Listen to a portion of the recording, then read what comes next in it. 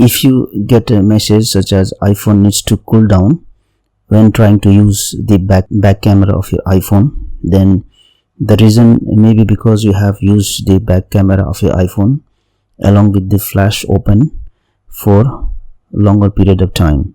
So due to which the iPhone got heated and then you can't use the back camera again.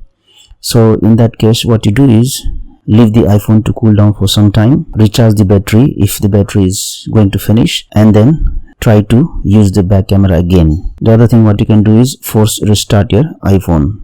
So once you force restart the iPhone, check if you are able to use the back camera again. Now if none of this method works, then maybe the battery which is inside the iPhone may be faulty. So in that case, consider replacing the battery. Thank you for watching this video. Please like and share this video if you found it helpful. Also click on the subscribe button and hit on the bell icon to get the notification of our latest videos for free.